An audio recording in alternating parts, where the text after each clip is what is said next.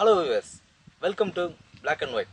இந்த உலகன்றது பல ஆச்சரியங்களாலும் அதிசயங்களாலும் இருந்ததுங்க. எப்படின்றீங்களா?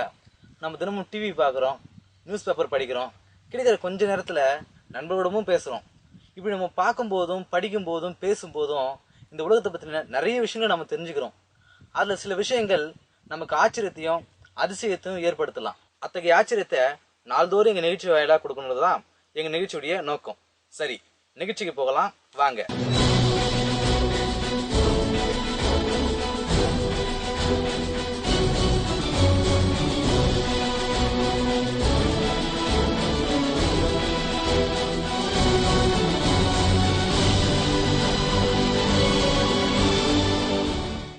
இன்னைக்கு நம்ம நிகழ்ச்சியில கேம்பிளிங், அதாவது சூதாட்டம் பத்தின சில சுவாரஸ்யமான தகவல்களை தெரிஞ்சுக்க போறோம். சூதாட்டத்துல மிக பழமையானது சீட்டுக்கட்டுகளை வச்சு விளையாடக்கூடிய விளையாட்டு தான்.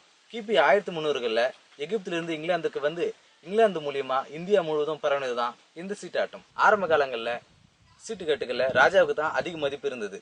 18ஆம் நூற்றாண்டு நடந்த பிரெஞ்சு புரட்சிக்கு பிறகு அழுத்தட்டு மக்களுக்கு தான் அதிக மதிப்பு வேணும்னு சொல்லி சீட்டுகளுக்கு அதிக மதிப்பு கொடுத்தாங்க. சீட்டுக்கட்டுகளில் சில சிம்பிள்ஸ், அதாவது குறியீடுகளை பார்த்துருப்பீங்க. இந்த சிம்பிள்ஸ் ஒன்னொன்னும் சில அரசர்களை குறிக்கிறதா சொல்றாங்க. என்னென்னு பார்த்தீங்கன்னா, ஸ்பேட் சிம்பிள் அரசர் டேவிட்டையும், ஹார்ட் சிம்பிள் அரசர் சார்லஸையும், clover diamond symbols Julius Caesar Alexander முறையை குறிக்குது. இது மட்டும் இல்லாம இந்த குறியீடுகள் சிவப்பு கருப்புன்னு 2 நிறங்கள்ல மாறி மாறி இருக்கும்.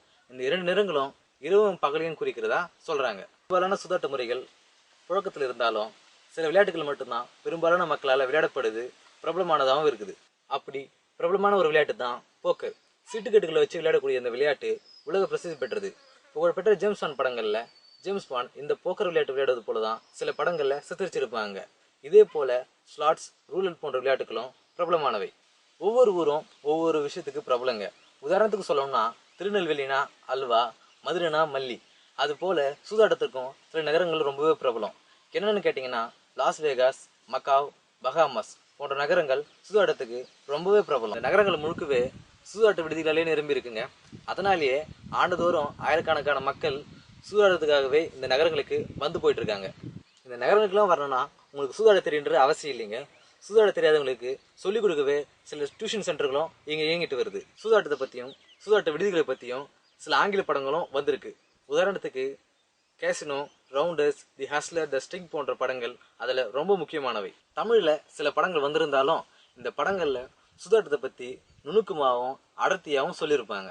ஓகே வியூவர்ஸ், எங்கள் ஷோஸ் உங்களுக்கு பிடித்திருந்தால் சப்ஸ்கிரைப் செய்து நண்பர்களுக்கு ஷேர் பண்ணுங்க.